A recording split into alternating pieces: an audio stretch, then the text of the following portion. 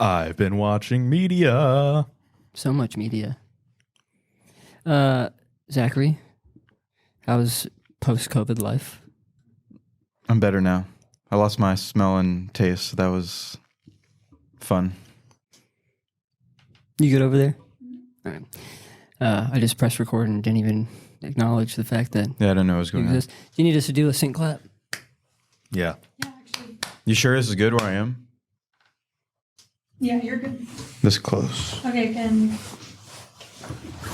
Dennis, you clap for me right now. Thank you. Good. How about you guys over there? You guys need a scene clap on your side of the table? She says no. Okay. Trust her. Genius says no. It catches the same sound. Professional Can that says see no. me clap, though, to sync the video with me? You don't need to see the clap, you just need to hear it. Okay. God. How much are we paying her by the hour? Did we discuss I don't know, this? but you're footing the bill. All right. Thanks for tuning in to another episode of The Litterbox. I'm Matt, I'm Dennis. I'm Zach. and this is a movie podcast by cat dads with shitty movie takes. Vamonos.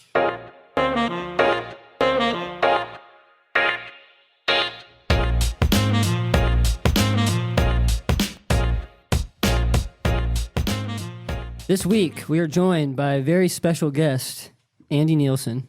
Hello, Andy. How are you doing on this fine eve? Man, I'm just a fan that made it here, and it is such an honor. What's up, guys? Andy is our friend and fellow movie buff. He's also a drummer in the Charlotte band Therio, a man of many talents. They just released an EP, The Horse You Rode In On. Go check it out. And he's probably the only one here with opinions that matter because he has a film degree, and he essentially bought the right to hit those opinions. So we're excited to have you on, Andy. We're excited Yep. to... Shout out to my parents' money. All right. Well, this week we watched Napoleon, which was my pick. And I'll just apologize in advance for this one. But I will give my thoughts. But I first want to know, what did you guys watch this week other than this 150-minute Always more Mad expose? Men. Watched a little bit more Gen V. It got a little better in the middle, and then it's just not as good as The Boys, so I'm disappointed, but that's about it. No but lots movies? of episodes of those. That one movie? Nah, dude. Not really a movie guy, so no, I'm just kidding. Yeah. Just not enough time. It's a busy holiday season. We're all busy doing stuff, running around, and True. getting errands done. Sure are. And Zach, how many times did you watch Halloween this week? 0. This is the part of the show where But you tell us. I do have a new obsession. Oh, God. I watched a movie called Oppenheimer for the second time, and I take back everything I said on the first recording in terms of going against Matt. It might be one of the best movies I've ever seen. The media has converted him and convinced him again. No media required. What percent of you forced yourself to have this opinion? 0%. Okay. We like that a lot. So new rating? I forget what I give it. I think I gave it 9.3 originally. I think I would give it a 9.9 again. Healthy. Not a 10, though. It could be a 10. I didn't even think about what possible score I'd give Better it. than The Social Network? It could. It's easily better than The Social Network. Oh. We love a convert. Fair enough. All right. But yes, it's amazing. I'll be watching it for a third time soon. Very well. Very swell. Andy? Anything notable? So really the only thing I've had the time to watch this week has been the guy that directed Sorry to Bother You, Boots Riley. I don't know if you guys have seen that movie. He finally came out with his second work, which is like a limited miniseries called I'm a Virgo, about a 13-foot tall, 19-year-old black man living in sort of a similar alternate Oaklands to the movie. So only seen the first episode so far, but super good. Very wild and out there, very imaginative. So looking forward to seeing more. It's got good reviews, so expecting it to be pretty strong. I don't know if any of you guys have seen that one yet or heard of it. I haven't heard of it. What's it on? It's on Prime. Oh, okay. With a name like Boots, you know that guy's an artist, so I'm interested. Yeah, he was like a rapper before he started making movies, so Excellent. got a cool kind of that sort of vibe. Hell yeah. Nice. And you said that's just the second thing he's come out with? Yeah, literally, like I think only the second thing he's directed. So Oh, shit. Have any of you guys seen Sorry to Bother You? It's been on my I've list heard of for it, a but I while. haven't Yo-ho. seen it. I enjoyed Sorry to Bother You. I You saw, really it, like the show then. Yeah. I saw it was on your favorites. Yeah, I just bumped it up to number 4 on my Nice. Letterboxd. So your favorites, well, honestly, tell us about your favorites, your current favorites. Is it a revolving door for you, or are these things that are hard to dethrone? No, that's the first time I've made a change to my top 4 since I started Letterboxd, which shout out to you guys for getting me on there in the first place. But it's pretty consistent. Midsommar is my number 1, just because I do like horror, but the visuals in that movie I've never seen anything else like it. Annihilation is my number 2 for a similar reason. Nice. Adventureland is Ooh, a I haven't fun. seen That's a classic, dude. Sort of just like, even though I didn't live in the 80s, it's just so nostalgic. That's such a vibe. You know? I love that movie so much. Yeah, it's a good one. And then I like movies like that. I like movies that are very, either creative or just super fun. I like horror a lot too, because it's sort of a little bit more of an interesting place to be creative and say something about something in a not very literal way. So probably a good overview of my taste. Nice. You and Zach would get along. We're gonna be good friends. You guys are also 2 peas in a pod on that side of the table, with Midsommar being in. Yeah, that's in my top as well. There's 3. Wait, what did you think Midsommar, about Bo is Annihilation. Afraid? Well, I watched it on an airplane. So Oh, shit, keep what that a in time. mind. That was the only time that I had 3 hours to, sit through that and be held captive by Ari Aster for that. And I liked it, but it was definitely no Midsummer or Hereditary, that's for sure. So, but what an ending to that movie. You're Yeah, right about that. I am probably getting due for another watch on that one. Matt, If I can stomach it. were you gonna? Did I miss it? Did you say what you watched? Because I wanted to go over. No, sorry, I got sidetracked by my interest in Andy's taste. I watched literally so many things. There's one thing I want to go over that you watched. I have Regal Unlimited, and boy, did I make use of it this week. Mm. I saw Saltburn with Bang. Barry Keoghan and Jacob Elordi. Highly recommend. That one might be 4.5 stars for me. I want to see it again, but did not expect that one. That one's directed by Emerald Fennell, who did Promising Young Woman. If you guys are familiar with Carey Mulligan, that one's kind of like I don't know what you want to call that. I guess it's social commentary, but very good. Would recommend that one. I watched Krisha, which is an A24 Thanksgiving Day movie, which I watched on Thanksgiving Day for good measure. That one was really good too. It's just about like an estranged woman who like comes back to her family for the first time, and shit kind of hits the fan with her troubles unwinding, if you will. Saw Priscilla, another Jacob Elordi, GD. where he This plays is getting Elvis. ridiculous. And Kaylee Spaney, hopefully I'm saying that correct, plays Priscilla. That one was fine. It was interesting because I didn't know the story, but was whatever. Dream Scenario. That's what I want to go over. A24 brand new release. Nick Cage. It looked like it was gonna be good. Don't recommend. Ooh. Damn it. Well, it was fine. It was just like, I think the concept of it was more interesting than the execution. I saw it was a black comedy, which I still am like gray on what that is. Because like The Menu, for example, isn't that a black comedy? Yes. Yeah. I don't know. Like, I feel like black comedy is like an excuse to have a shitty movie, kind of. Thoughts? No. That's very subjective. I actually feel like it's if you're gonna, you kind of got to have some cojones to call a movie a black comedy in the first place, because you got to really go for it and you got to stick the landing. I feel like I haven't seen a ton of bad black comedies, or at least mid ones. They're either really bad or they are like, Okay. So just so I'm straight, black comedy defined as serious movie that is like funny when it shouldn't be, almost. Fair or not quite? I would think like The That Menu's could- like a poster child for black comedy. Serious, dark undertones, but comical in nature. Hmm. Like, yeah, people are, spoiler for The Menu, going to an island and getting killed horrendously, but everything about it is funny. They're all hateable characters, and Yeah. Well, whatever. This movie was fine. If you, I'd be sucks. interested in y'all's take, but yeah. And then Oh my that god. was it. That's what all I Oh. saw. Sorry, but yeah, I made it out to the theater a few times this week. All right, now for our main attraction, if you will, Napoleon. Who wants to I want to go first. take us on? Well, let me lay the land first. The land is about to get laid. The land is The land is So French. this- the land is French, and it's kissed by the lips of Joaquin Phoenix himself. So this is a movie that's basically a biopic about Napoleon. Synopsis reads as a personal look at the French military leader's origins and swift, ruthless climb to emperor, viewed through the prism of Napoleon's addictive, volatile relationship with his wife and one true love, Josephine.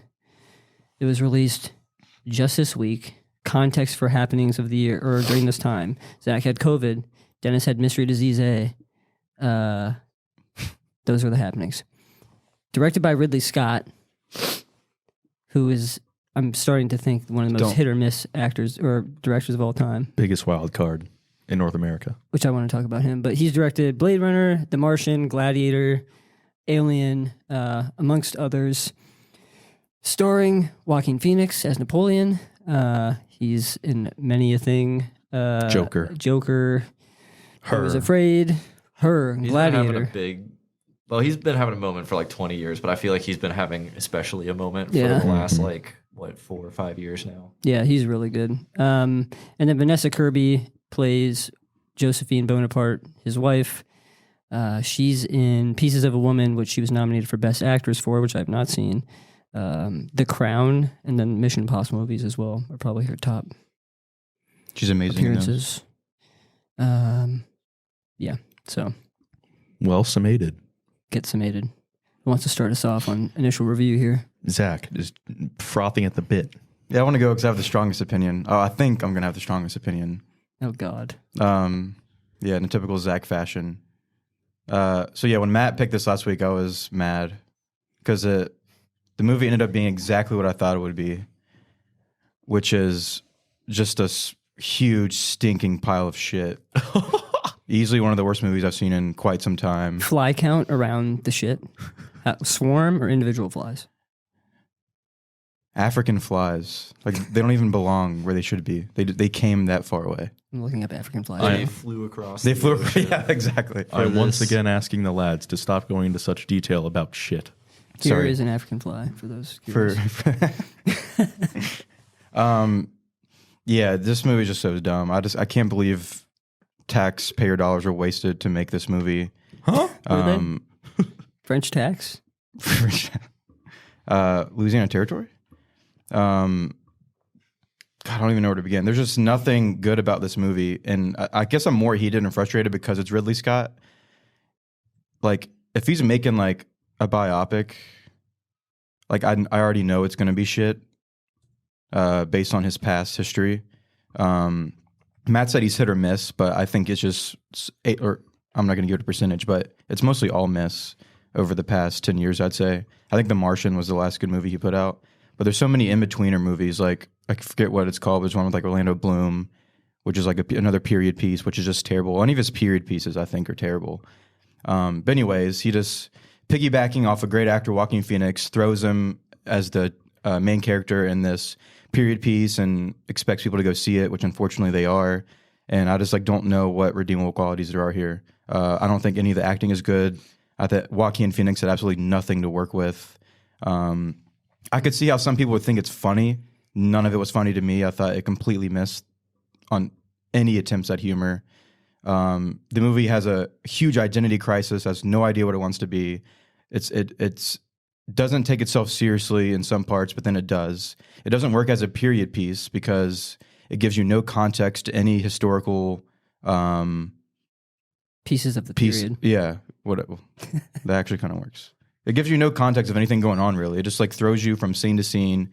The fact that it's almost 3 hours is just, I don't know. It's just never awful going to for be me. a point in your column. Not yours Is that- specifically, but it's never going to be acting in favor of a movie for Yeah, right. me. Because for me, I love long movies. This one felt like 6 hours. And it sucks because I saw Oppenheimer earlier in the week, which is 3 hours, and that movie felt like an hour. It's like the complete opposite because it's just so well paced. This movie just I don't know. I could shit on this movie all day. I feel like this is a intro going too long, but yeah, I'm gonna start it out with a 3. I just fucking hate this movie. Damn, tell them how you really feel. A 3. Is it cool if I go next? Or That is- should we surrender the floor to Sir Andy?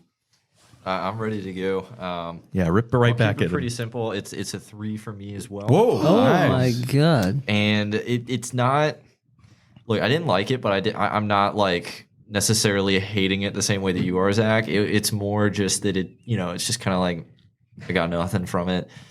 This is what I consider to be when it comes to biopics, which I will preface by saying I'm not really a huge biopic guy for kind of what I mentioned earlier. I really like sort of creative out there movies. I'm not necessarily like a shock value movie guy anymore. In regards to, like black comedy, we were talking about that earlier, but I don't know. I like seeing what, a director can do with the script. I like seeing what, a writer director can conjure out of their own mind. I like and I'd like to talk a little bit about this with you guys and get your opinions on it, but if it's a biopic, like how much are we trying to tell this person's story versus trying to tell our version of this person's story? Because obviously Napoleon's not around. There's some biopics are made while people are still alive or recently died, or it's something like this. It's more of a historical biopic. So those are all the questions that I was asking myself going into it. But it just felt like a book report to me. It's just kind of like it didn't really like go over his early life very much, which I would have. That was some of the most interesting stuff I had heard about him, and it completely skipped over all that. It just sort of started in kind of an uninteresting place, and then it just kind of went from there, just being like, yeah, he did this, yeah, he did that. Yep, and that's the credits. Yeah, that was a movie, all right, wasn't it? So that's kind of where I'm at, and we'll dive into that a little bit more. But Dennis, what do you think? I think that your film degree was money well spent because that was a great analysis. Thanks, King. Très bon, as Napoleon and the French would say. I, on the other hand, didn't hate it as much as either of you guys. Not to say Andy in particular hated it, but 3 is a low score around these parts for sure. I'm going to start in the middle of the road at a 5 for me because for a lot of the same reasons that Andy gave and contrasting some of the ones that Zach gave, actually, I didn't actively unenjoy the movie. I thought it was... I didn't regret the time spent, although it wasn't a movie theater. Lame. I thought the movie actually did hit on some of the humorous parts, maybe unintentionally. I thought there was enough historical context where a moron like me could walk in, kind of understand what was going on in Europe at the time and what Napoleon's purpose was for his role. And I thought there was there was enough sex appeal and explosions and little funny interactions that they probably didn't happen. But like you said, Andy, a biopic might be the story we're trying to tell, not necessarily what actually happened. And I think this movie did that tastefully. That being said, though, long as shit, history's boring for me, and fuck the French. Oh, I'm literally French, bro. My last name is French. I lied. I said there were no redeemable qualities, but seeing Vanessa Kirby get railed a couple of times was yeah. One of these days you're gonna have to treat women with respect on these podcasts. I guess today's not the day. I thought a woman in the room. We have the wonderful Zoe on video duties back here, but I thought she might temper your insert quality here about women, but apparently not today. Vanessa Kirby RSPCT, find out what it means to me. All right, so Dan starts it out at a 5, which pitches near Banshees and Batman. The Batman. Oh my god, The Batman. I forgot we did the Batman. Zach has it at a 3, which is the only thing lower is Crimes of the Future, which is a 0. And Andy, we have no historical data for. So, all right, well, like I said, sorry in advance for this one. My overall impression was definitely negative. I didn't hate it as much as you guys, but I feel like it's a biopic. I should know something about Napoleon leaving this, and I feel like I really didn't know that much about him. I feel like maybe I got some insight, as in maybe he was like a tad bit of like a man-child in some regards, and maybe trying to make up for always being called small and whatever in his life, and I don't know, just an aggravated person. I also didn't get the. I was doing some research about him afterwards, and he is like a great commander, or was a great commander, or general, or whatever his rank was, I guess, in a military aspect. But we saw some battle scenes, but I didn't get the impression that he was like one of the best of all time in the military, and I feel like they could have done a better job portraying that. Well, he was the tactician, the planner No, guy. I know that, but I'm still. It's like, I guess it didn't come across to me as in like this guy's a force to be reckoned with. Agree? Disagree? I don't know. What would have painted that picture for you? I don't know. It's a good question. No, there's one. That's There was what one Ridley Scott to scene. figure out. There was one battle scene where he was like pretty fucking smart.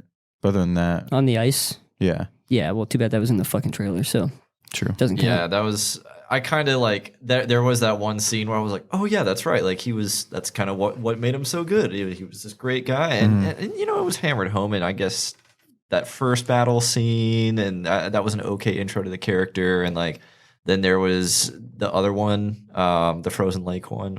Wait, are we doing spoilers yet or no? Yeah. Sure, spoilers. All right, entering spoiler territory. Yeah, the Frozen Lake battle, I thought was also like, more seemed dumb on the enemy's part, but Yeah, Yeah, right. I don't know. But yeah, I at least sort of got a little bit of the like, oh, like that was cool. Like, yeah, this is like a cool character. There's a reason why he got to be in his position. With he was no nepo baby, that's for sure. Yeah. But Yeah. again, I felt like I just got a light little tap on the shoulder of that rather than being like Right. blown away by it, which is what I was expecting. Especially comparing to, what are your guys' thoughts on comparing this movie to Gladiator? Bad. Should not be done. yeah. Okay, I fair enough. Agreed. Because I know Gladiator is not a biopic, but at least when it comes to Ridley Scott, like I've seen him get me excited before. Yeah, Gladiator's one thing, not boring. Yeah, like exactly. yeah, So I don't know. Again, I understand maybe that's not the best comparison, but like with that said, this guy has wowed me in some battles before. He's wowed me in space, but I just felt like he would have more than enough ability to really drive home that point of like this guy, knew guy how to plan bucks. some battles, Yeah. but didn't really feel that. Yeah, I wish I got hit over the head more with it. I guess that's probably a good way to put it. I'm also not totally sold. I guess kind of to your point, Zach. I'm not totally sold on Joaquin in this role. I think like he was the man of the moment, and that's why he was in the role, not because he was Exactly. best for the role. I think also, like you said, he wasn't given much to work with, but I do know that he contributed a lot to edits in the script, which clearly, well, we only saw the end result, but I can only imagine if this is the final result, how bad it was to begin with, if it was needing adjustments. But I don't think he was necessary for this, or even the best. Also, like, what's up with the American Like an accent? Like, Just so did stupid. Napoleon not have an accent, Yeah. or am I? He wasn't actually born in France. So did he actually not have an accent? Because then that would make my point moot. There's no way to know. He's been dead for years and years and years. True. There's no I documentation think- on that. And again, this is based off of what I know sort of just from being around here on planet Earth, not from any specific research I've done recently. But my general understanding going into the movie, which is pretty much the same now, is that he was born on the island of Corsica, which they did mention a couple times at the beginning, which I think is part of Italy now, if I'm Okay. mistaken. I might be confusing that with the place where he got Jamie exiled looked at the at end. But one thing I do know is that when he was in school, and for some reason, this is like one of the few things I knew about him, when he was like in, grade school, he was learning French from like the native Corsican language. And then I think he also spoke Italian or something. Now I wish I'd looked back at that. But yeah, that was one of the things that he kind of had to overcome, was that he was low key kind of like not French, but like living in France. Interesting. So Okay. I like that. Good to know. I'll wrap this up here. I thought Vanessa Kirby was wonderful. I think she was the star of this from the acting perspective. Set was great. Cinematography was great. I like the color grading choices and having like the cool blue tones throughout. I thought that was a really nice touch. But overall, I was just bored. I think like even in all the action scenes and all the battle scenes, I wasn't totally sold. It's a shame that the main one, the big one with the lake, was in the trailer, so I already knew that was coming, because I feel like that would have been like a huge, like the jaw drop moment kind of. But yeah, I think the script, especially for Joaquin, is what was lacking here. So I'll probably start this off at a 5 as well. Week after week, more and more reasons to never watch the trailers. I mean, yeah, I guess. No. Fuck. I watched like the first trailer for this that didn't even really show much. That was like a minute long, and then I didn't watch anything else after that. But I'll be a Frozen Lake scene apologist here. I think that battle was great, and Napoleon really was the master tactician in that sense, because the Russians walked into that thinking that they were just going to have, that old timey, we're going to line our guys up over here, you line your guys up over there, we'll take turns shooting at each other. But nay, he planted men in the woods up on the berm and the hillside, and it was a surprise that they trapped them and then broke the ice. good use of the word berm. Mhm. Yeah, no, I mean that was a great scene. But That's all I have to say about that, though. I thought it was excellent. Yeah, I think without a doubt the battle scenes were the highlights of this movie. Standouts for sure. the first and only note I wrote during the actual movie was that Napoleon is a jackrabbit in the bedroom. Yeah, Unnecessarily. He was That man was motivated for an heir. yeah, clearly. he was all about business in that bedroom. No pleasure. Yeah, that was a interesting choice there. But, so do we think that, I don't know if, sounds like Andy's pretty brushed up on his Napoleon knowledge. I don't know about you guys. Do we feel like this was an accurate depiction of Napoleon, or do we expect, Well, aside from like the military aspect, any more? we should go ahead and just talk about Andy's point of like What's a biopic supposed to be? biopic, because like I also like Andy said, like I'm not into biopics at all, and then Oppenheimer comes out and like I think True, it is a biopic. Yeah. that's like I've never seen it I've never seen it not be boring, I guess, in a way. And like I don't really care about history that much either. Like I don't know. The reason I first didn't like Oppenheimer as much, maybe it was I thought was because this didn't really care as much about the historical context or whatever. And then upon second viewing and really like diving deep into the movie, I'm like, holy shit, like that's besides the point. Like it still could be a great movie if you don't care. So when in Napoleon, I had that background. Like I didn't really care about Napoleon, and like I brushed up a little bit on some shit before I watched the movie. And then it didn't matter because the movie doesn't really do anything. It just like runs through his life basically and just goes from battle to battle, exaggerated situation to situation. But in terms of like trying to define a biopic, I think it can go either way. Like it's just like it can be good whether it's exaggerated and does its own thing, or it could be bad in that scenario, or it could be good if it's extremely accurate, like in Oppenheimer's case. And this one could have been good, I think. I don't know. As somebody that doesn't care about Napoleon specifically, I think it still could have been a good movie. I don't know. Maybe if it take itself a little bit more seriously. Like I don't know. What do you guys think? Dennis, I want to hear your thoughts. Yeah. It's okay to say that our history is cooler than the French history. That Oppenheimer is cooler than Napoleon for sure. Oh, easily. Way cooler hat. The Manhattan Project's a But cooler. context and time, definitely not. What do you mean? Like people would fear Napoleon. Like what if this That's was true, a that's Revolutionary running War? into their town? They Like burned I down would their own I would fucking enjoy town. that more. Yeah, probably. Yeah, see, you know what? It comes back. He's French. Sorry. Well, and Dennis, I kind of want to hear all of your guys' thoughts on what you feel like a biopic should be. Oh, yeah. I'll have to pick a side. Touche. If it's not a documentary, if it's a biopic, I'm okay with some embellishment, some added flair and sex appeal, some saffron in the dish per se. I think the main goal of a biopic should be to make me understand the character at as deep a level as possible. Bingo. Even if it's not wholly true, like you can exaggerate. It's obviously need to be probably dramatized to some degree for the sake of getting the green light by the studios. But like, I should know that character. Oppenheimer's a great example. Like I felt what he felt as much as I could leaving that. Napoleon, like, what am I supposed to feel after seeing that movie? Like I didn't feel like I said, I didn't really feel like I learned much about him, and I didn't feel connected to him in any way. That's a good point. Like, what's the point of this movie? Like, You feel like maybe it's a time period detachment though, because it's so much harder. don't think so. It's astronomically harder No. to relate or like get in the head of somebody that lived in an entirely different planet than we do. no, I It's disagree not. with that. It's not as much of. I mean, It's a human being. It'd be different if it was like a caveman, but like it's just you're just going through like Yeah, right. I the agree. intricacies and like thought process and feelings of a human being.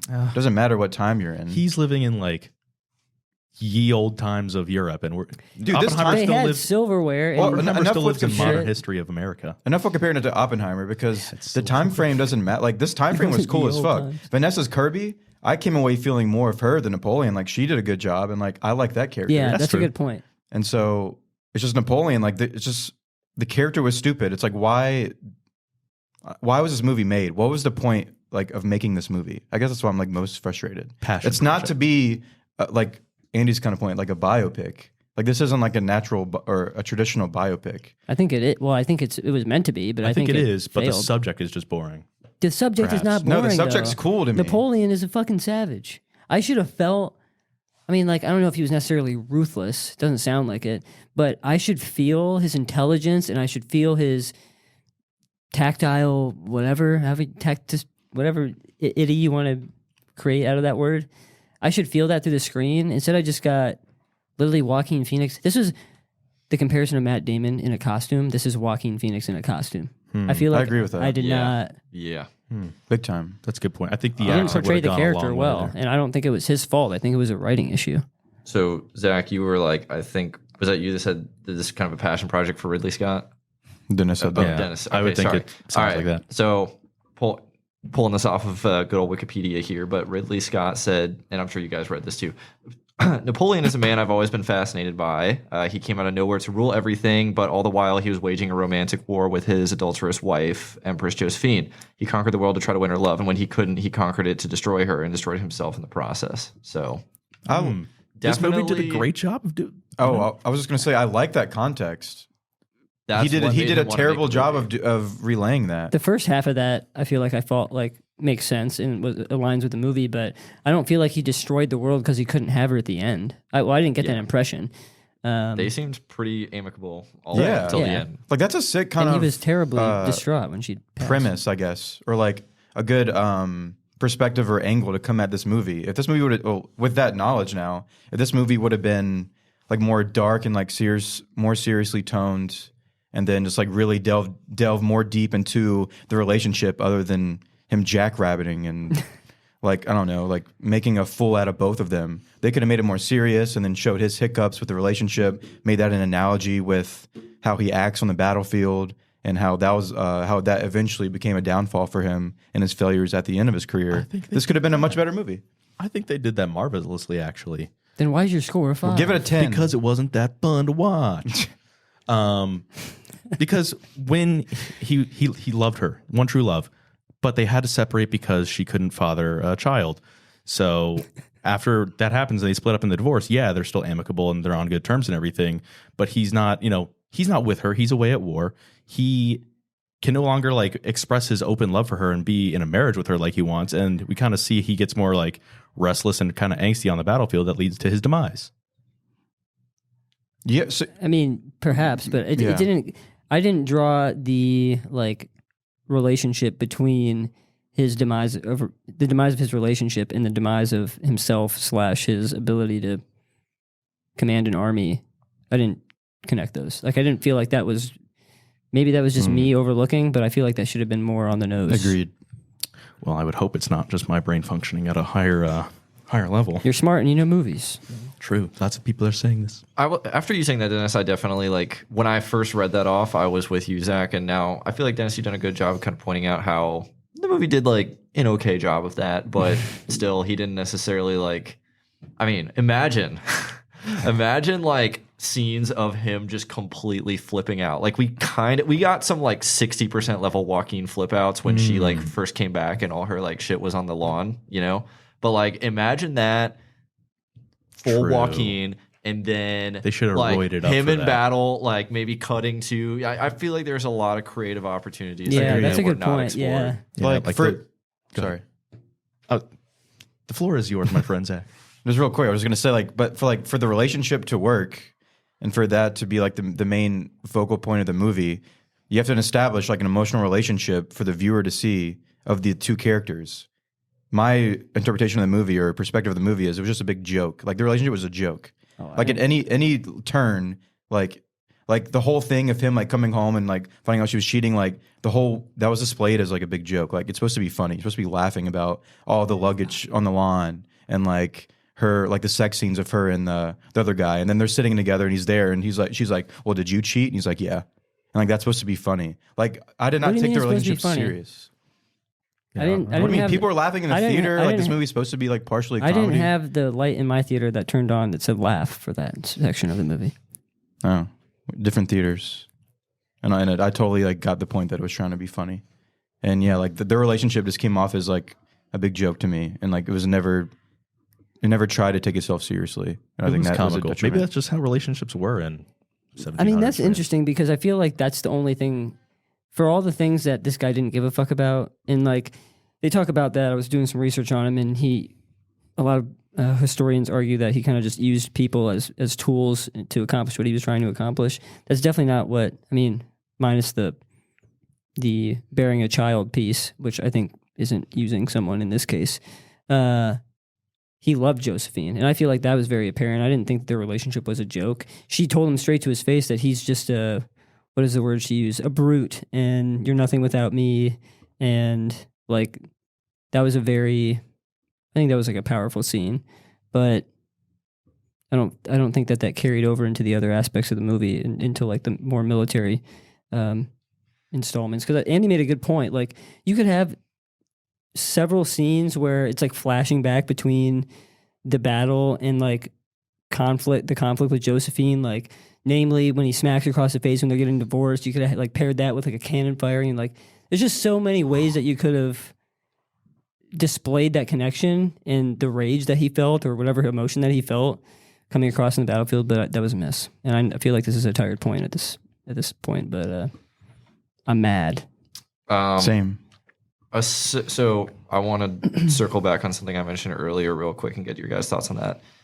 Where this started. Again, maybe I like knew a little bit more about Napoleon than you guys did, but like I feel like I was always very interested in his early life, and I'll also throw out on the table the whole like, was he actually short for his time, or was he? I've heard apparently he was above average height. I don't know if anybody really knows for sure. Let's hear it for the short kings. So and they definitely did not really say anything about that in the movie. So I guess Ridley Scott wanted to leave that one out, or it ended up on the cutting room floor. I didn't get the sense they were using, any kind of like funny camera angles to make him look shorter than he really, a reverse Tom Cruise, if you will. Right. But yeah, with that said, if you look at the literal poster, at least this one here, it says he came from nothing, he conquered everything. The movie started with him definitely way past nothing. Yeah. And I feel like and again, I'll mention, Dennis, your friend mentioned the like alleged Apple 4-hour TV cut. Plus. Yeah, there's a director's cut coming to streaming. It's going to be 4 hours. Ridley Scott said he made this as comfortable as possible for an average audience. Well, I hope that is 4 1-hour episodes, first of all, and not a 4-hour movie. Please, we're in the miniseries era. Just, you have the power. Ridley Scott, do that at least. But with that said, I would love to see more of that. I doubt that it's there because I'm sure at least some of that would have made it into the final cut. But yeah, I know that like a biopic, if it really shows everything, it can feel like it's just flying through the person's life. But I don't know. It felt like this almost was not enough. What are your guys' thoughts on at least the sort of snapshot of his life that we got? You're right. It definitely started while he was already on the meteoric rise, it seemed, and he was already, highly regarded. He was already not a general. He was a captain, I think, when it started out on the Battle of the Wall. And that's, from what I know about the French army and naval rankings, sounds like a pretty high rank. But yeah, it would have been very cool to see, kind of what made him. Where was his mommy issues that led to him having his temper tantrums and stuff. Context around, the character. Maybe that would have tickled your guys' fancy a little more if there was more connection to the character, and as a biopic should be, in Matt's opinion. Yeah, I mean, I think the slice that we got was fine, but like the earlier pieces probably I think would have given us a better idea of who he was and the reason why he was that way. But even the parts that we did get, like, I didn't feel the rise, like, I don't know what a good adjective to describe it would be or what I would expect to feel, but like, he's obviously he's like skyrocketing through the ranks and up to emperor and commanding this army. But I feel like I didn't feel that power that, like, as it was coming, like I didn't feel that power building at all. It was just like, this happened, and then this happened, and then this happened. And it was more matter of fact than I think it should have been. And that's what made it more boring. And I don't know if that's like a dramatization issue, like they should have dramatized it more, or, I mean, I don't know. I'm not a fucking. Well, now I'm starting to question if this character is even interesting enough to get a biopic. Yeah, that's based on if they did start when he was younger. Like, I'm just like, maybe not only do I just like hate this movie for all the frustrating reasons I mentioned, but like this movie kind of have no chance, at least for my brain, my eyes. I don't know. Like, I just like don't know what more could have been done. Like Andy said, like if this was like a 5-hour miniseries and they added even more details and stuff and it kind of glued all this together, like I still would just like be bored, I think. But again, I think that's just subjective and depending on your taste in like history and stuff. Yeah, what do you guys prefer? Like, do you want to see like somebody's life beginning to end? Because we did get him dying at the end, you know. So Yeah. technically, this was to end. Although I'm sure I don't remember how many years he spent on that last island, but I don't think it was like 6. Yeah. So obviously, we didn't need to see a ton of that. But like, I don't know. What do you guys think normally? Like, do you want to see the person's life beginning to end, or does that start to feel like the whole Spider-Man, like watching Uncle Ben get murdered for like the 4th time type deal? I wouldn't mind seeing it. I think that would definitely add to the dish here.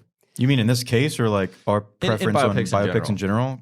Like it's just all about the story. It's just like, what does the story require? Like, I don't need to see Oppenheimer as a 7-year-old, and like I don't think I need to see Napoleon, or maybe in the context of Napoleon's story and character development, I do want to see him as a 7-year-old because maybe that'll help flesh out like why he is the way he is, like we've mentioned.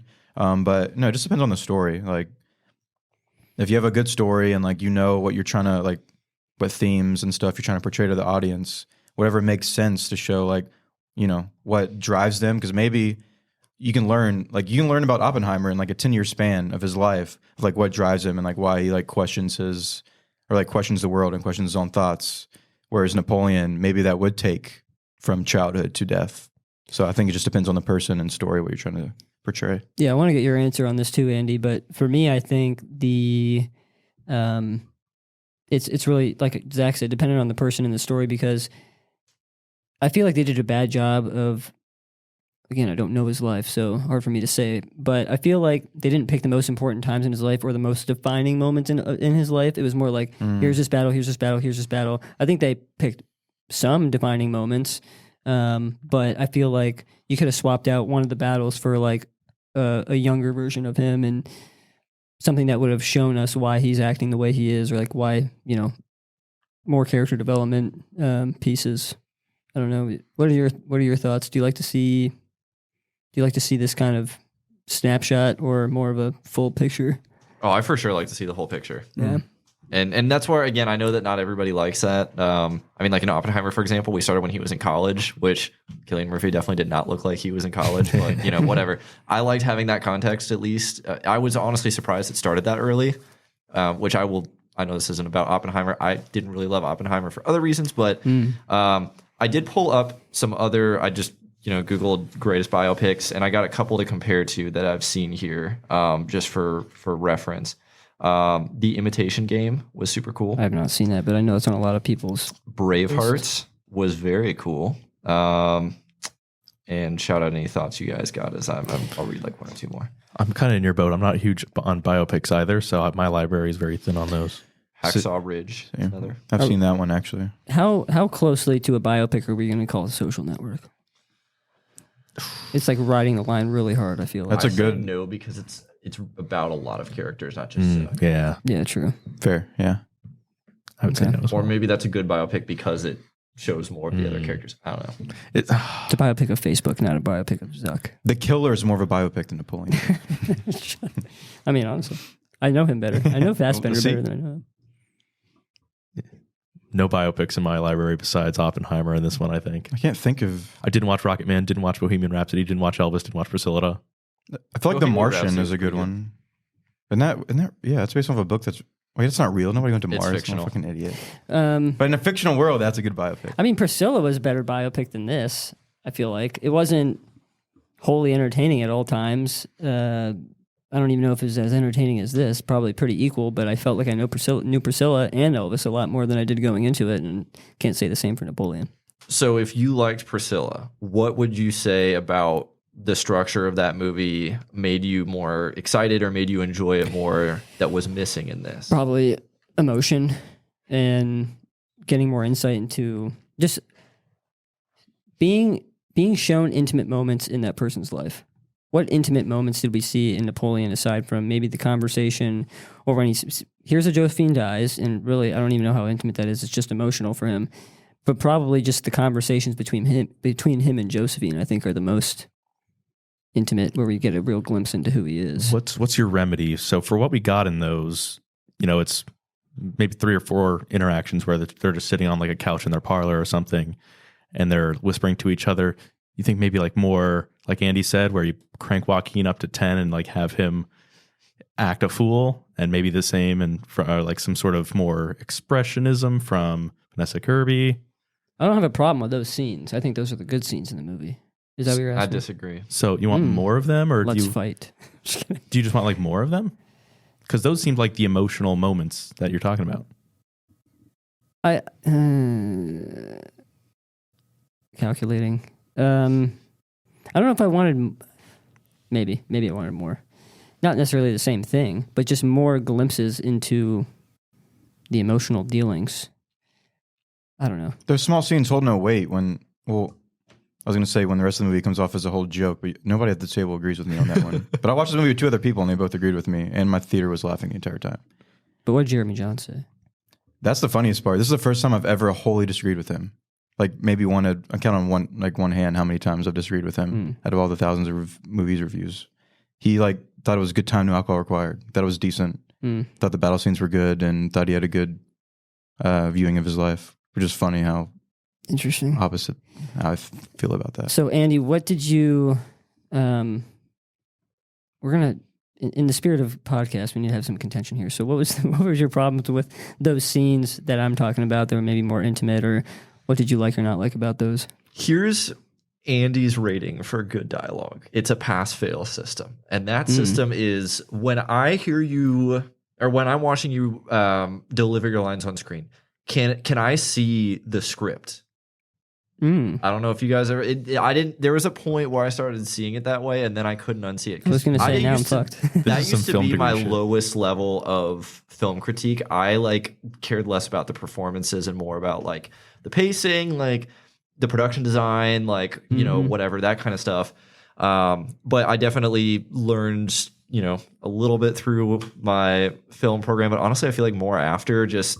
That really is what makes or breaks a movie is performances. And this is a fail in my system. I could see the script. It just felt so I'm trying to remember, but there were multiple scenes where even the adultery one that you were talking about, I've had my affairs, whatever. I just felt like they were just reading the script there. It's almost like you can sort of tell that they're pissed, the actors, that they couldn't think of any way to put any twist on it, or maybe they wanted to and the director was telling them not to. So it's just kind of I am reading my line, Dennis, and that is what I think about that. What do you think? Wipes tear from eye. Yes, exactly. So I just I didn't get Joaquin up to 10. I'll tell you what, and it's funny because if you're thinking about the script context, here's one thing that might have been Joaquin might have been able to do because it wasn't on the script, and that would be the old. That was fucking him revving hilarious. himself up to pork his wife.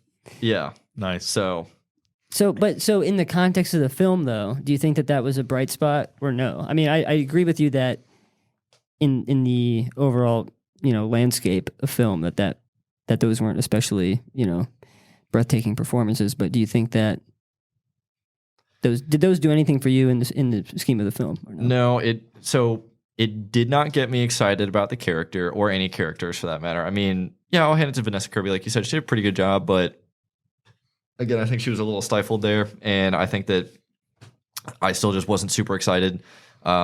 Whatever mixture of those it may be, how much they were stifled versus it just wasn't there to begin with, whatever. So yeah, and we keep talking about Joaquin at level 10. There was only one good scene. Okay, so I guess we've agreed that the battle scenes kind of did a good job of hammering home that this guy knew how to he was a tactician, and that that was what got him to where he was politically because he knew how to win battles. But he was supposed to be this also the Frenchiest of all Frenchmen, just super arrogant, whatever. And we only got one scene with that. Do you remember that one, guys? Where which one? He's talking to, was it the Russian guy? I think it was I want to say it was a British guy. It was kind of early on in the movie. Oh, okay. But he storms out, and I think it was a British guy because he was are you who taught you how to or who raised you, something like that. You people are so ungrateful or something. Something like that. But it was directly towards him, not all French people. But anyway, like he was known for being. I think it was like, "Are you all this stubborn?" Maybe I think the word stubborn was used because that's the thing. He was supposed to be this super stubborn dude that just was like didn't give a fuck about like the what's the word I'm looking for? Like the politicking of how you presented your image. He didn't care about that. He was there to like get what he wanted, and he was there to like win an argument, whatever. So I didn't really see that except for that one scene. That was almost what sort of made me start to view it through a less positive lens. So I was like, all right, well, there it was. Like they showed us what this movie could be, and they haven't really delivered on that. So does that answer your question, Matt? I forgot what my question was. You're right. You're kind of right. No, yeah, that does. But so if we had those battle scenes with like just full walking, just like you know what I mean? Acting his life away like he did in like Joker. Yeah. Probably. Yes. Do you like his casting in this? Honestly, yeah. Like, I mean, I still did not hate him in the role. I think again, I'm just more like I felt like he could have done so much more. So that's why I didn't love his performance, but I don't hate him in the role. Maybe I'm having a hard time separating the two. I agree with. I think you said it earlier, Matt, that it's like maybe he just got the role because he's kind of that guy right now. Yeah. So. And honestly, that's what got me into the fucking theater. To be I frank. figured. Same. Like Ridley Scott, whatever, but Napoleon seemed like an interesting person. I didn't know anything about him. And Joaquin is the man, and the fucking cinematography looked good in the trailer. That was really it. Well, that was like the double whammy for me. Well, one being the Ridley Scott thing. I'm just over it. And then two, like Joaquin Phoenix. I just knew he was just thrown into this because he's like the guy right now. But I don't want to do because like I don't like Joaquin in the role, but I don't want to put on like a hate Joaquin thing or go against the grain. But like I don't think he's. I don't know how to say this without being. He's not worth the hype. I don't even want to say that. Like, well, first off, I think Joker is a very overrated movie. I would like to do it for the podcast someday. I think he does a decent job, but it's just I don't know. That's a whole other conversation. But like, other than Her, which I think is easily his best performance. I don't. And Beau is Afraid. As much as I hate that movie, he just goes above and beyond. But it's like. Even if he wasn't like the guy right now, and the script went more how I wanted to, and it more played into his strengths as an actor, I still have a hard time being like he could have maybe saved the movie in any way, just because I don't think he's like I feel so bad being like he's not as good as he's made out to be. Well, good thing for you. He's never going to listen to this podcast, so you're safe. It's not feeling bad for him. It's feeling bad for everybody's opinion. You're against the grain. Thank you. Yeah, because Dennis will get mad at me if I continue my contrarian ways. That's what happens when you hang around Dennis too long. You start being a contrarian. Going against the grain. I think you're upset about your contrarianism because it's what the media has convinced you. You think the media has convinced you he's so good. It's okay to say he's not that good.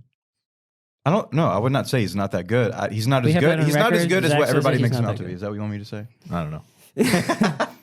He's better than Chris Evans. That's all I know.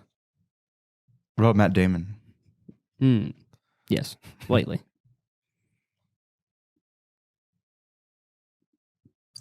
You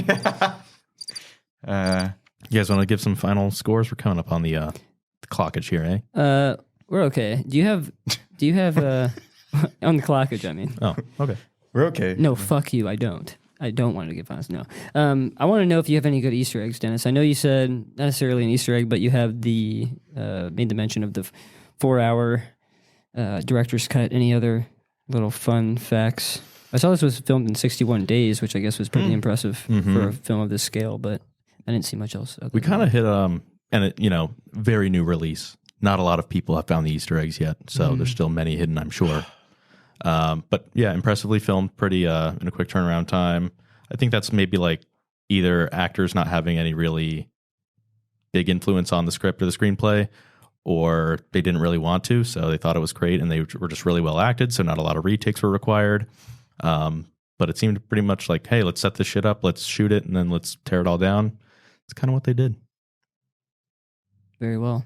I did learn something about Ridley Scott, and that he's a big, I guess, I don't know if reputation is the right word, but kind of has a reputation for storyboarding, maybe more so than other directors, and he will literally draw out like every scene. And he said that for this movie, when he took the storyboard to the studio, they doubled the budget. Because I guess like, I mean, that's kind of, he made a point that like, if you're working in Hollywood, you should be able to see the vision without literally seeing the fucking vision on the storyboard. But I thought that was interesting and would have really been frightened to see what this movie was with half the budget. Yeah, I think we needed a lot of that doubling of the budget in the the lake fight scene where you see the cannonballs going under the water and you see the men sinking with their horses and the bloody mess. Yeah, lots of settlements to pay for those dead actors in that scene. In a weird way, I disagree with that because I feel like the budget should match the quality of the script at all times. So if like this was a shitty script, if I had a lower budget, I don't know, it kind of would have gelled more with me. Whereas as this big budget, like great, like not CGI, but just great, like, and there's good practical effects in here, and like I've read about some of that. And then like the battle scenes are really cool. It's like that's such a crazy contrast to, I don't know, weak dialogue, like pathetic writing. Pathetic. I don't know. Take that, Ridley. Pathetic writing. Oh, not horse riding. Pen writing. Yes. Script writing. Please tell me that was a joke. No, I actually thought he was talking about horse riding. Horse riding was decent. Oh wait, just Decent kidding. horse Ridley riding. did not write the script. We our problems. This is the man we have a problem with, David Scarpa. Fuck you, David Scarpa. He looks like I'd have a problem with him. Do we know any of these other movies? Is that Keanu? The Day the Earth I've Stood seen Still. The Day the Earth Stood Still. That's famous. When I was a kid. Oh God, he's writing Gladiator, and oh God, he's writing Cleopatra for Denis.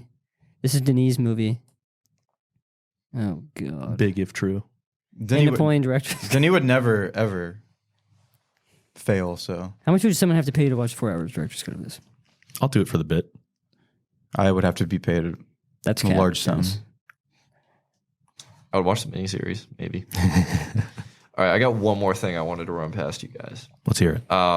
So, one scene. Again, I feel like another missed opportunity here.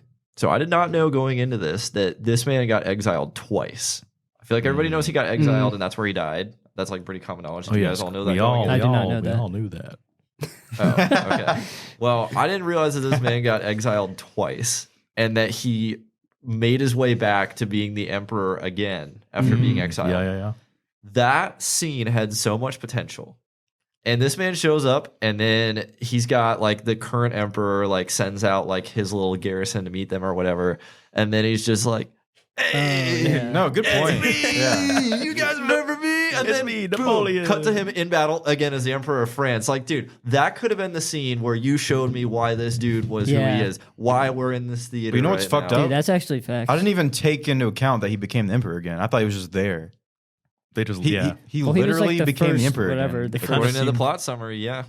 What? kinda See, seemed like like that's it. No, just he terrible. wasn't. Was he actually the emperor again, or he was just like? Well, I thought he was like just the back at first, battle, what like- is it called? Fuck. General Well, Brigadier. he was certainly out of exile, that's for sure, and leading a quite large army. Because my understanding is that he's again the emperor because he screws up again so bad after that last battle, which I also wrote. Very interesting battle formation with the British like surrounding their like key guys. Yeah, or what the whatever. fuck is that Yeah. about? They clearly learned after the revolution that was just brilliant. going in lines against each other doesn't work. So good for them, I guess. Didn't think I would come out actually proud of the British for this movie, but here we are. But anyway, yeah. You know who taught him that trick, right? Back to back World War champs. Sorry. That's tired. But yeah, anyway. No, I that's don't a know if good. you guys that- had any no, thoughts I totally on that. agree That's a with good that. point. Yeah, they could have been like a very That was so dumb. less of a what's up and more of like a inspirational. Here's why we need to take back the country. Yeah, it wasn't kind of. impactful. I was not at all on the French's side after that, really. I mean, that was Happened in too quick. terms of plot development and where it was in the runtime, like that was the climax of the movie, or at least it should have been. But Right. kind Good of point. wasn't. Yeah. Wow, I did not even pick that out. So kudos for you.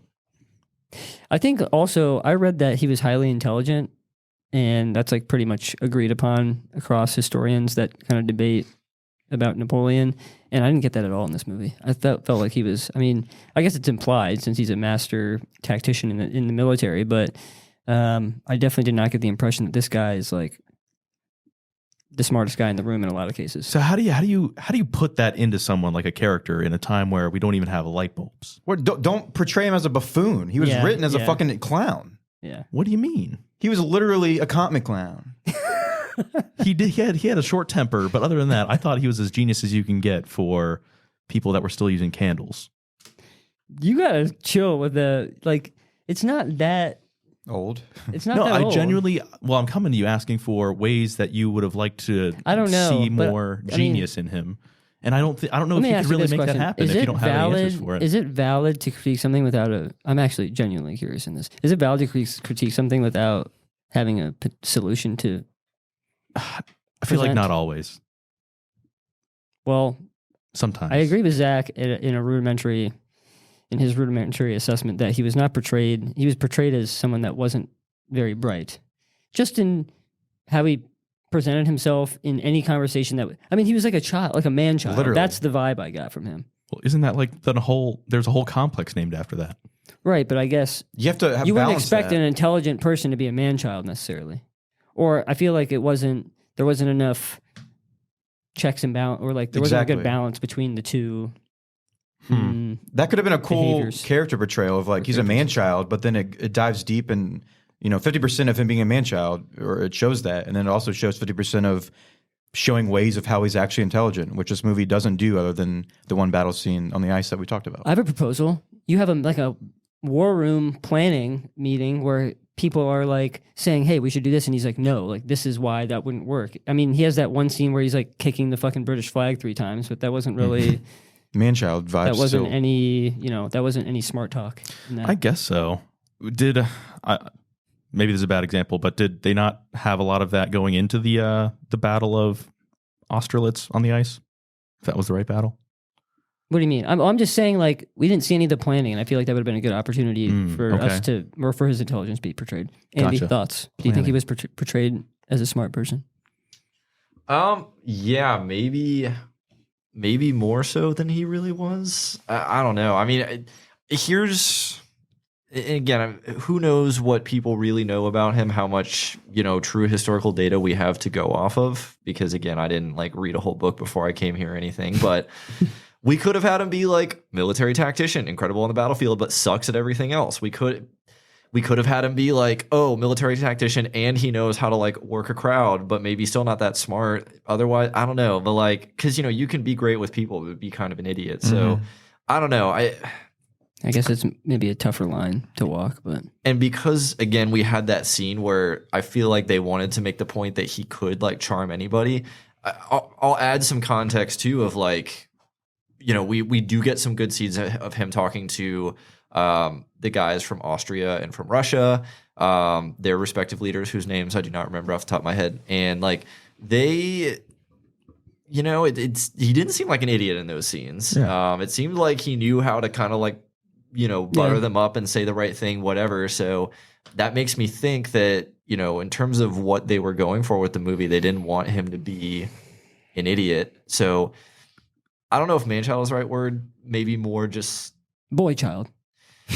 maybe just very stubborn and kind of like unorthodox leader that is still military tactician, knows how to charm people. But again, And in the midst of puberty.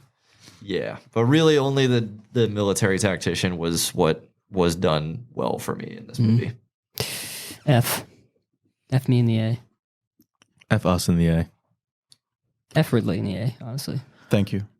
You guys got any funny notes? I really think we need to bring back drummers in battle. Dude, I think hell yeah. we That need was to the have only funny part of the movie. We need to have a guy beating a drum while there's like artillery raining down upon him and his men. Did you see that guy get yeeted by the cannonball? that while he guy was getting playing? evaporated Oh, yeah, mid literally. double stroke roll or whatever. I got one better. Guitar and Mad Max. No, Love that. exactly. That was a Yeah. it's That's a great. example. I'm glad it made a comeback after the world's collapsed because we're that's what we're missing right now in these current wars. Also, they do a great job of every once in a while just showing you a random soldier who gets absolutely smoked by a gun, or the horse at the beginning that just gets Dude, obliterated cannonball. with a cannonball. That was much more graphic than I was expecting. I don't know why. I like how it comes out of left I field wasn't and just lets you expecting. know, hey, violence. Yeah, Yeah. literally. Yeah, this honestly, the cinematography had nothing to complain about in this movie. It was pretty good. Yeah. Mhm. That's you bring up a good point there, Dennis, because I feel like we don't historically see war movies like that are maybe more violent than they need to be, or like even just that violent. Accurately Especially, violent. yeah, exactly. For that time period, like cannonballs, those are.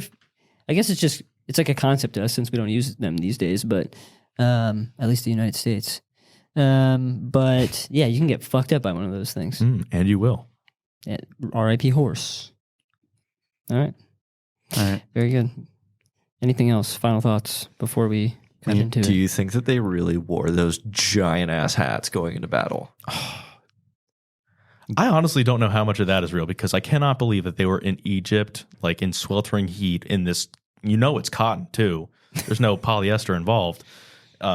Uniforms nonstop, long sleeve, long pants, boots. You cannot They probably convince me. were. You can't convince me. It can't be done. I mean, He honestly looked like Doug Dimmadome, where in every scene his hat just got bigger and bigger. it's funny because the way that they wear those hats where it's like off to an angle, I'm like, yeah, they look like good from this side, but I want to see them from the other side because they probably look dumb as fuck. Oh yeah. Yeah. I think they look dumb as fuck from any angle. Well, for yeah, sure. yeah. But These uniforms were not it. We really nailed it with camouflage and, sleek uniforms nowadays. Shout out to Modern War. big fan of Modern Warfare. Okay. Anything else? We need to wrap this up. Zach For Zach time's can't sake, waste and I another- can't take Zach it can't this waste anymore. another second on this. Go ahead and start the tying of the ribbon on this episode, Zach. Gonna keep the score.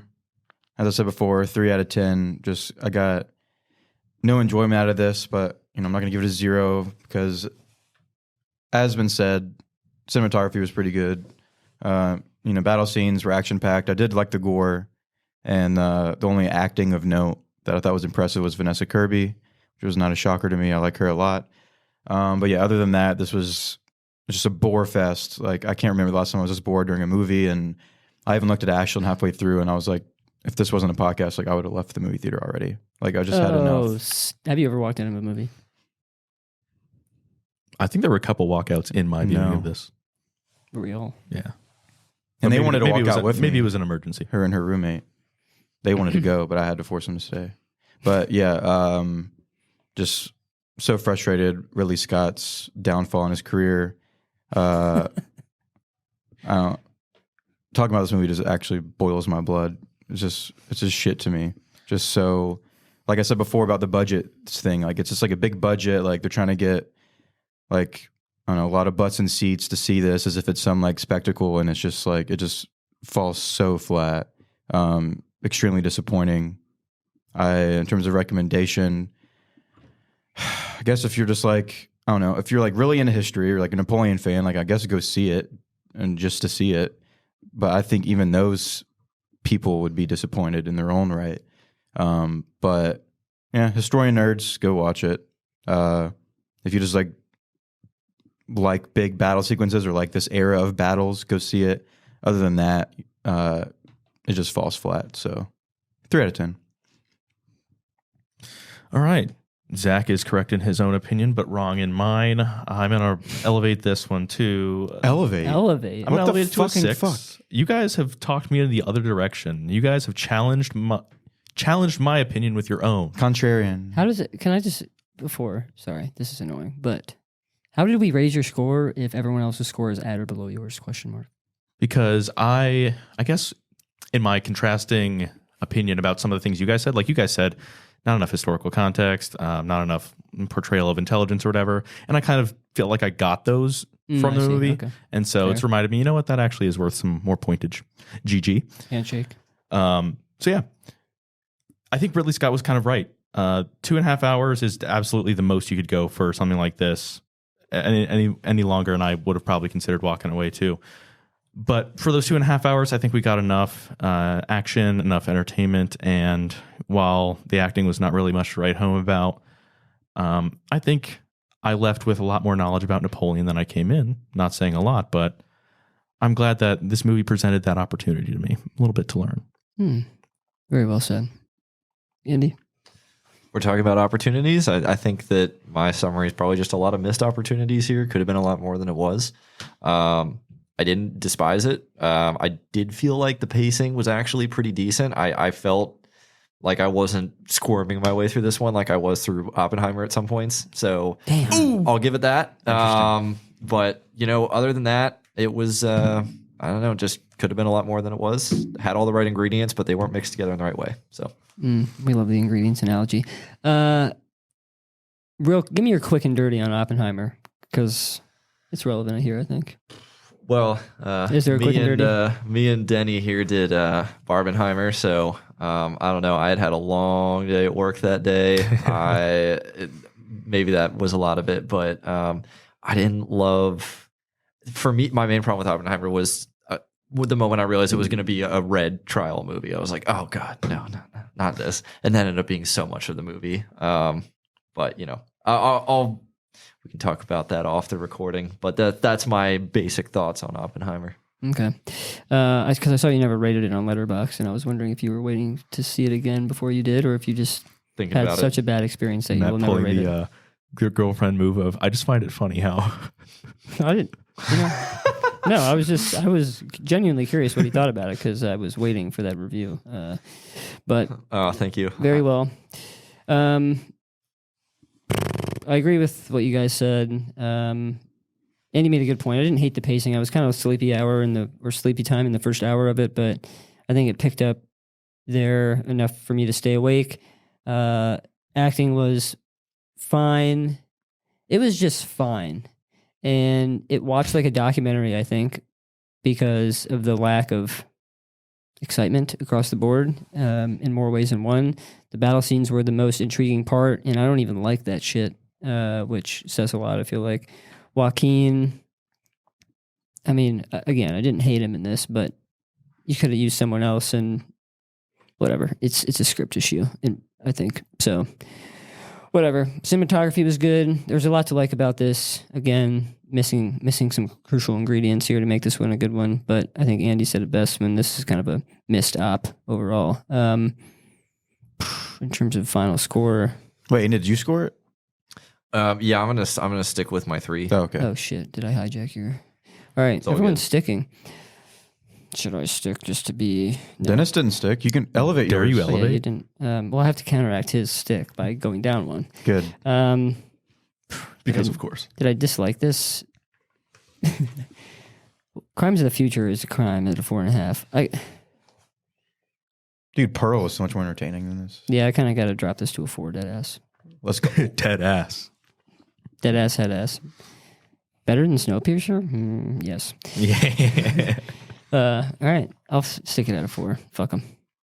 Let's go. All right. Thoughts on the French after this conversation? You know, I'm a Frenchman.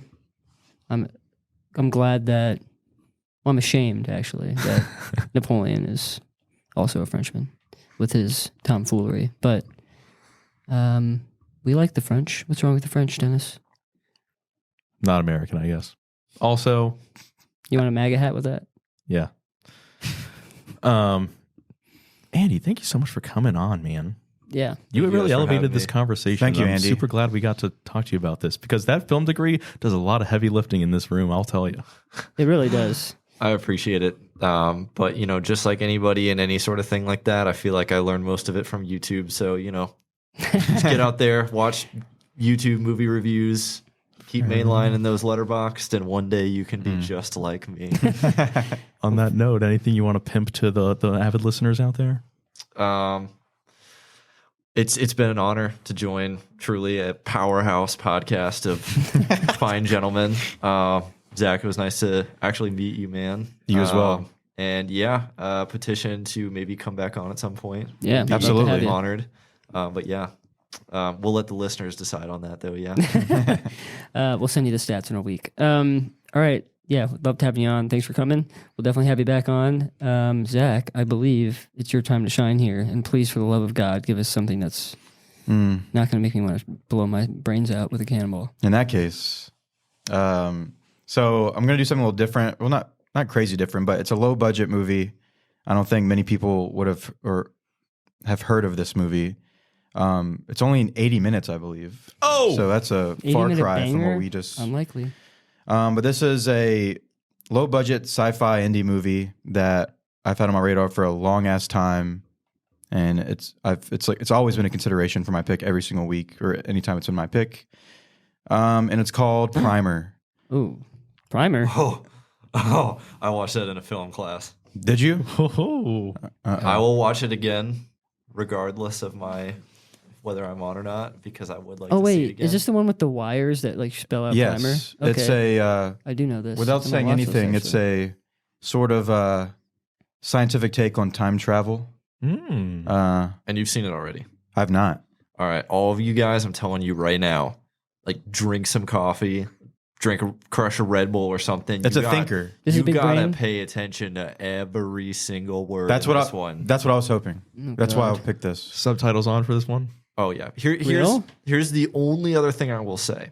When you go to the plot, I've never seen anything else like this. When you go to the plot summary for Primer, there is quite literally a diagram explaining the plot. Yes. I'll leave it at that. It's my type of movie. Jesus A Christ. visual diagram.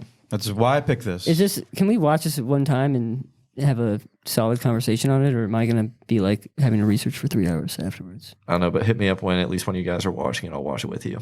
It's 80 minutes, so then you have another like 2 hours Yeah. to Well, yeah. to research. That's so fucking crazy though. Like 80 minutes and I'm already stressed out. You have time to watch this 3 or 4 They times in the cram as much as you can possibly put into a movie into every single one of those 80 minutes. I'll tell you. That's interesting that a film class made you watch it. Yeah, I think that was on my American cinema course. Nice, dude. Elite teacher. It sounds cool. I've been so excited to watch this movie for like years and just never. I knew it was like a deep like thinkers movie, which is kind of what put me off, just in terms of like effort's sake. But it's time. So Andy, let me ask you this: do you think that this is a 2-watch prior to the pod, an unprecedented requirement, or not that level of? You not that mean level of- like everyone's right got to watch it before- twice? Oh, yeah. I would definitely recommend watching it twice. Yeah. That'll be easy Alright. for me. I don't care. I'd rather have a good discussion that's well informed and understood versus us being bobbling. It's also babbling subjective. I mean, if idiots you for- watch it and then like research, you get a lot out of it. yeah, I guess. Yeah. Those high We'll see. functioning hosts will perhaps not need two viewings. True, you're smart. You know movies. Well, thanks for listening, and thanks Andy for being the first smart person that knows movies to ever come on this podcast. Follow us on socials. Check out Theorio's new EP wherever you listen to music, and we'll catch you on the next one. Bye, everybody. Bye bye. Adios. Thanks, guys.